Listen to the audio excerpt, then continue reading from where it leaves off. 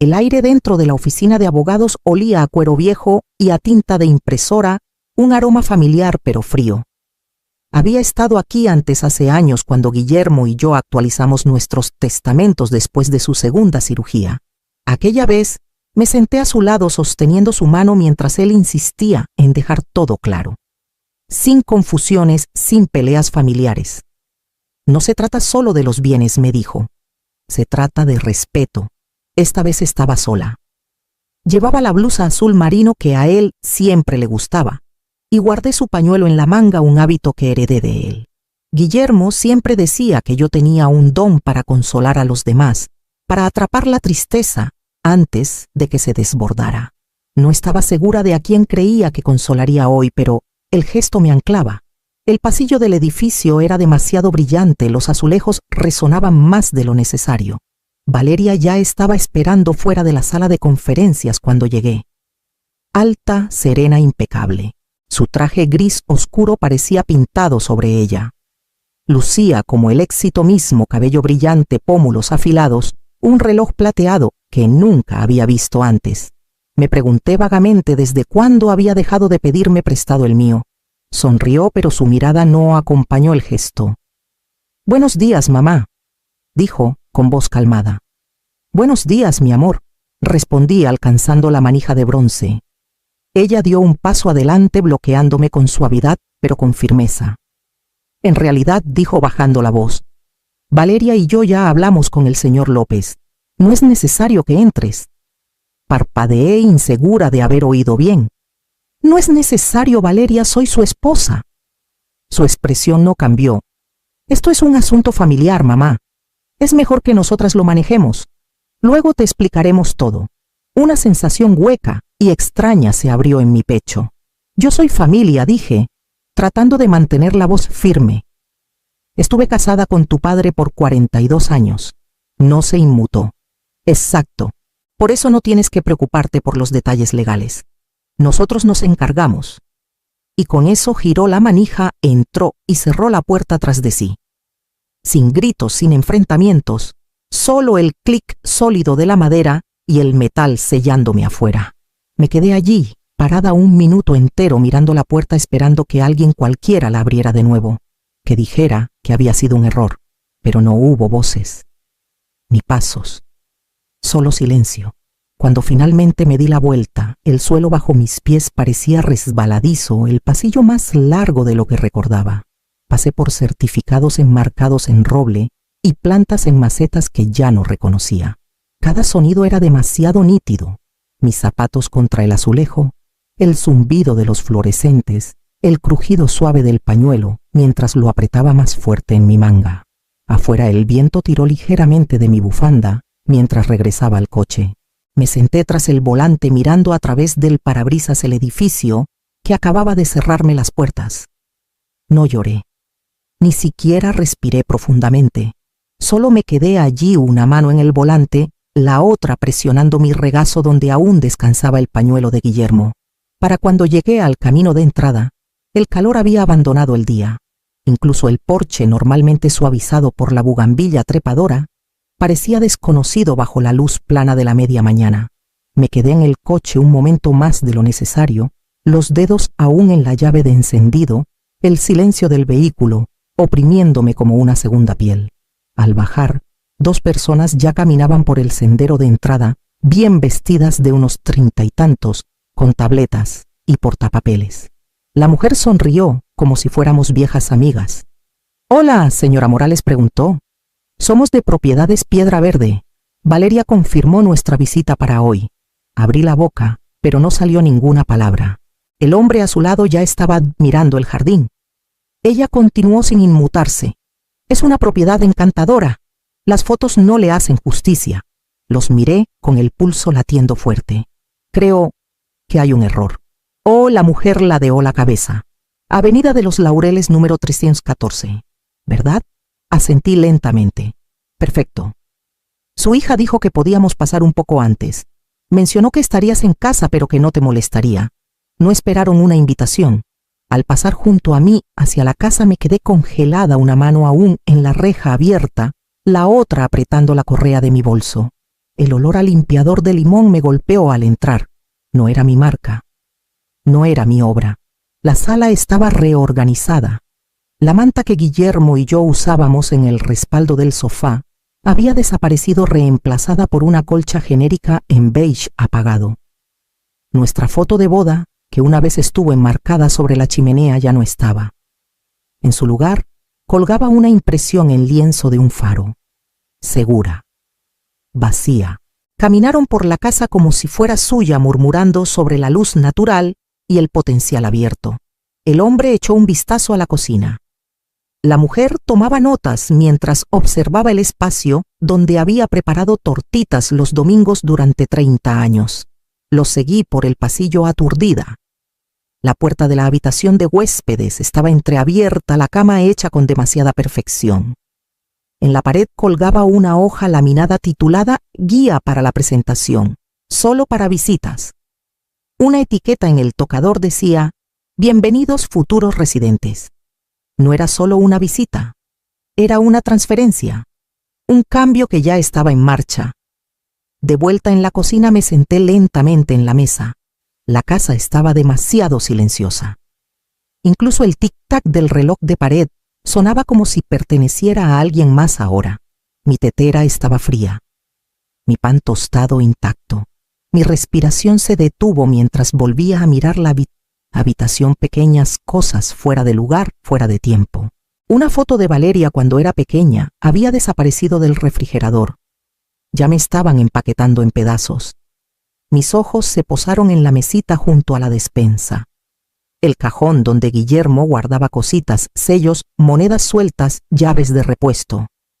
Mi mano se movió antes de que pudiera detenerla. La llave de latón que me dio aún estaba allí, escondida bajo una postal desvaída de la bahía de Acapulco. Cerré los dedos alrededor de ella, el metal frío y afilado contra mi palma. Arriba, el USB seguía en el sobre. Y yo ya estaba harta de fingir que no lo notaba. Fue una mañana de primavera temprana, 2 semanas antes de que Guillermo falleciera, cuando me puso la llave de latón en la mano. Estábamos sentados en el porche, el aire aún fresco para tomar té con vapor. Ese día él parecía cansado, su piel pálida, sus manos temblando ligeramente, señales pequeñas que intenté ignorar. Pero sus ojos, siempre claros, estaban firmes. Guarda esto en un lugar seguro, dijo. Úsalo solo si olvidan quién eres. No lo entendí en ese momento. Pensé que era la morfina hablando, o tal vez solo un gesto sentimental de un hombre que se preparaba para dejar atrás una vida que había protegido durante décadas. Asentí, besé su frente y guardé la llave en el fondo del cajón de la cocina. Ahora se sentía más pesada que esa mañana. Al día siguiente me vestí temprano y manejé hasta el Banco Mutual del Valle, el mismo edificio donde Guillermo y yo abrimos nuestra primera cuenta conjunta, donde depositamos cheques de cumpleaños y cobramos devoluciones de impuestos.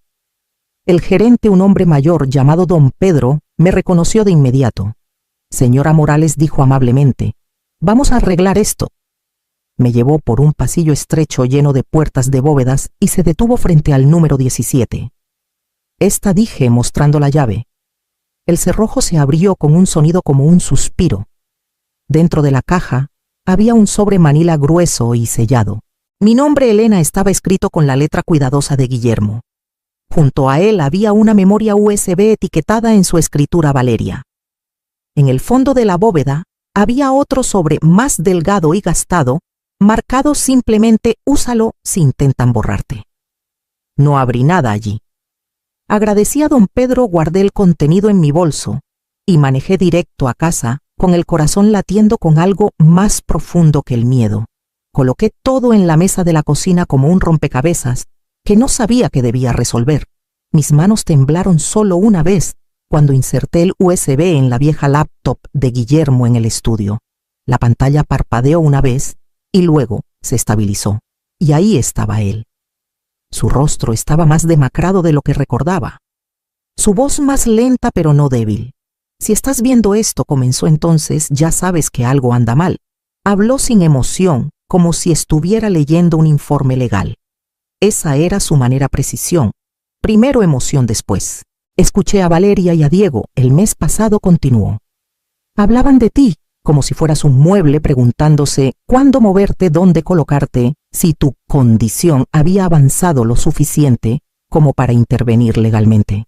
Mi respiración se detuvo en mi garganta. Han estado transfiriendo fondos, Elena, de nuestras cuentas compartidas, reuniéndose con abogados que no conozco, visitando residencias de cuidado sin ti. Actualicé el testamento, me aseguré de que todo quede en tus manos. Los documentos están en esa caja, pero necesitarás más que papel. Necesitarás claridad, firmeza. Hizo una pausa, mirando ligeramente fuera de cámara. Luego volvió con algo más afilado en su expresión. No confundas bondad con silencio. No les debes acceso. No les debes la vida que construimos juntos. Tú también la construiste. La pantalla se oscureció. Me quedé allí un buen rato, el peso de todo cayendo sobre mí como nieve. Luego alcancé el sobre más delgado. Dentro había una nota escrita a mano: llama a don Raúl. Está esperando. Doblé el papel una vez, luego otra, y me levanté para buscar mi teléfono. La oficina de don Raúl estaba en un edificio de ladrillo rojo frente al juzgado municipal, modesto y ordenado, del tipo que parece nunca haber sido renovado y nunca necesitarlo. La recepcionista me saludó con una sonrisa suave y señaló una puerta marcada como privado. No preguntó mi nombre. No necesitaba hacerlo. Don Raúl se puso de pie cuando entré. Era más viejo de lo que recordaba, más delgado en las sienes, pero su postura seguía recta. Sus gafas descansaban bajas en su nariz y su expresión era indescifrable en algún punto entre preocupación y disposición. No hubo condolencias ni frases cuidadosas sobre mi pérdida. Solo un asentimiento y un tranquilo Elena. Asentí de vuelta y tomé asiento frente a él, el cuero crujiendo bajo mi peso. Abrió una carpeta de cuero oscuro que ya estaba esperando en el escritorio. Guillermo fue meticuloso, dijo. Cada firma, cada fecha, cada instrucción lo preparó todo con antelación. No hablé. No necesitaba hacerlo. Solo lo miré esperando. Don Raúl continuó. Este es el testamento revisado, notariado, archivado y completamente legal. Deja la casa, las cuentas y las carteras de inversión enteramente a tu nombre. Valeria solo está nombrada como beneficiaria de un fideicomiso condicional pagadero, solo si cumple con ciertos requisitos. ¿Qué tipo de requisitos?, pregunté, mi voz más firme de lo que esperaba. Debe demostrar que no ha ejercido influencia indebida, mala administración financiera, ni iniciado procedimientos de tutela sin justificación médica. Me miró. Guillermo fue muy específico. Exhalé lentamente, sintiendo los bordes de mí misma solidificarse. Sacó un segundo expediente. Estos son los documentos que me pidió recopilar y preservar: estados de cuenta, que muestran retiros no autorizados, nuevas líneas de crédito abiertas a tu nombre, consultas legales hechas sin tu consentimiento. Dudó, luego colocó una pila de fotos encima de la carpeta. Y estas. Miré hacia abajo. Valeria, parada junto a Diego y un agente inmobiliario, visitando una residencia de cuidado, sonriendo, señalando una habitación. Un letrero al fondo decía: suites privadas disponibles. El aliento que había estado conteniendo se escapó lentamente. Quería que lo vieras todo por ti misma, dijo don Raúl. Asentí una vez. Gracias. Juntó las manos sobre la carpeta. Pueden pelear. Habrá ruido, acusaciones, confusión, pero la ley está de tu lado. Volví a mirar las fotos, luego los documentos que llevaban mi nombre, en tinta negra y firme. Nunca me preparé para la guerra. Siempre asumí que mi papel era calmar, soportar, doblarme antes de que algo se rompiera. Pero Guillermo sabía que podría necesitar más que fuerza. Me dejó la verdad. Miré a don Raúl a los ojos, tranquila y segura. Empecemos.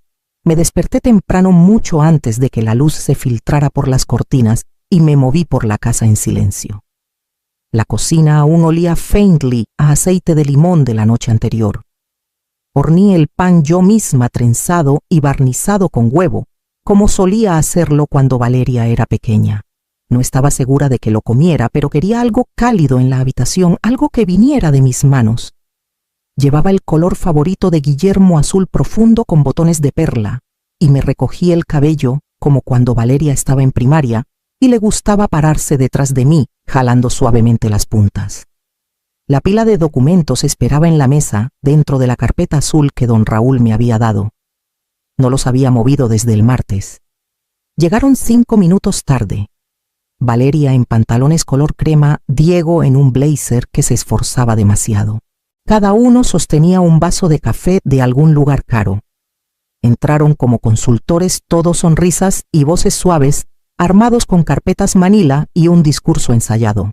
«No queremos abrumarte», dijo Valeria, posando su mano ligeramente en mi brazo al sentarse. «Ya hicimos la mayor parte del trabajo». Diego deslizó un folleto sobre la mesa. «Es un lugar hermoso, Elena. Acceso a un jardín privado personal las 24 horas y tu propia cocineta. Y está a solo 15 minutos de nosotros», Valeria añadió. «Incluso conseguimos una preaprobación. El oficial financiero dijo que sería una transición fácil. Solo necesitamos tu firma aquí». Empujó un formulario hacia mí con una pestaña azul ya marcando la línea. Serví el té. Earl Grey para Diego, manzanilla para ella. No pregunté, siempre preferían esos. Puse las tazas con facilidad practicada, dejando que el silencio se estirara lo justo. Luego alcancé la carpeta azul a mi lado y la coloqué suavemente sobre sus papeles. «¿Qué es esto?», preguntó Valeria todavía sonriendo. «Algo que olvidaron considerar», dije. Abrí la carpeta esparciendo cuidadosamente el contenido sobre la mesa. El testamento notariado, evaluaciones médicas que confirmaban la plena capacidad cognitiva de Guillermo, al momento de la revisión estados de cuenta que mostraban actividades no autorizadas y las fotos claras y condenatorias de los dos con el agente inmobiliario. El rostro de Valeria no cambió de inmediato. El de Diego sí. Se echó hacia atrás en su silla, la fachada confiada resquebrajándose ligeramente. «No es lo que parece», empezó. No respondí. Me volví hacia mi hija. Ella miró los papeles parpadeando lentamente. Su voz, cuando habló, fue más baja. «¿De dónde sacaste esto de tu padre?». Levantó la vista, sus ojos buscando los míos. «¿Quién te ha estado llenando la cabeza con esto? ¿Quién envenenó tu mente?». No me inmuté. Guillermo lo hizo. Con la verdad. Por primera vez desde que llegó su sonrisa, vaciló. Diego se inclinó hacia adelante otra vez, alcanzando el testamento. «Esto no es válido. No puede serlo. ¿Quién te ayudó con esto? Alguien te está manipulando, Elena. No entiendes lo que estás haciendo». No, dije suavemente. «Entiendo perfectamente».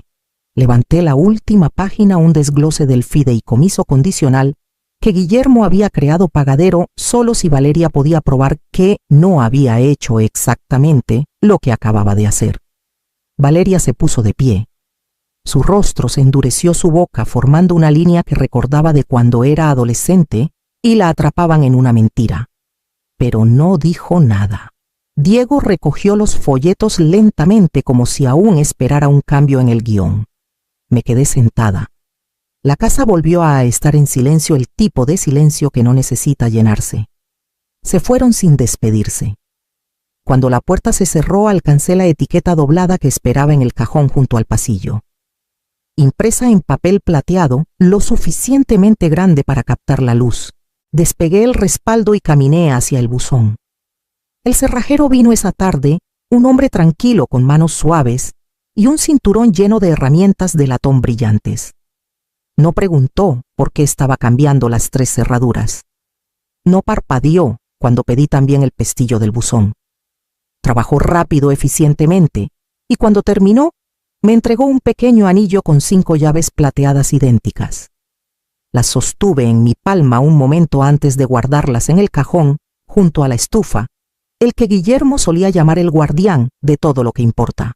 Esa noche llamé a cada compañía listada en la pila de facturas que Valeria alguna vez dijo que era demasiado para mí. Actualicé los nombres, las contraseñas, las cuentas. Gas, agua, electricidad, cable. Las reuní una por una y las ingresé en una carpeta negra simple etiquetada Hogar. Lo hice despacio, deliberadamente, para cuando la tetera silbó todo me pertenecía de nuevo. Me paré en el porche justo antes del atardecer, el buzón frío bajo mis dedos. La nueva etiqueta encajaba perfectamente en el borde superior, plateada y limpia Morales, propietaria, no residente, no ocupante, no madre, propietaria. A la mañana siguiente, abrí todas las ventanas de la casa y preparé la taza de café más fuerte que pude.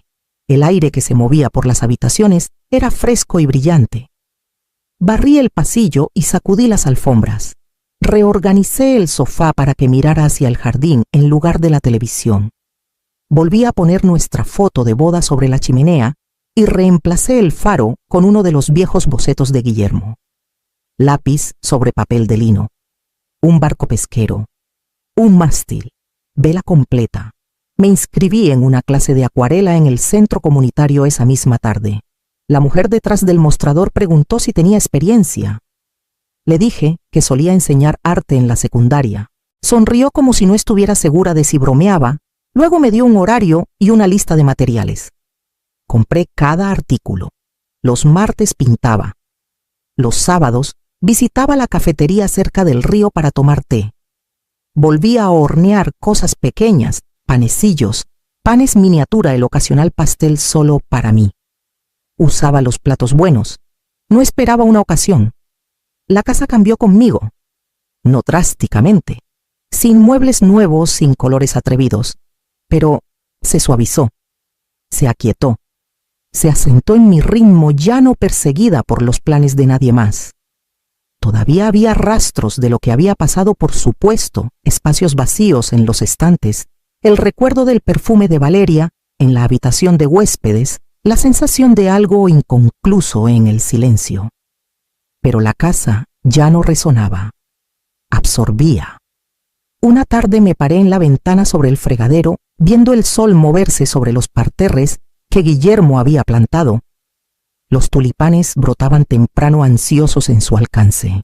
Presioné mi palma contra el vidrio, sentí el calor del otro lado y supe que la temporada estaba a punto de cambiar. El sobre llegó a principios de primavera, simple y dirigido con la letra de Valeria. No lo abrí de inmediato. Primero preparé té, la mezcla de manzanilla que ella tomaba cuando era adolescente, y no podía dormir. Me senté con la carta en silencio, dejándola descansar como un invitado que no estaba segura de querer recibir. Cuando desplegué la página, solo había una línea. Si estás dispuesta, me gustaría hablar. A la mañana siguiente respondí con una carta propia, corta, clara y sin disculpas. Entonces empecemos ahí. Llamó una semana después. Su voz era más suave de lo que recordaba.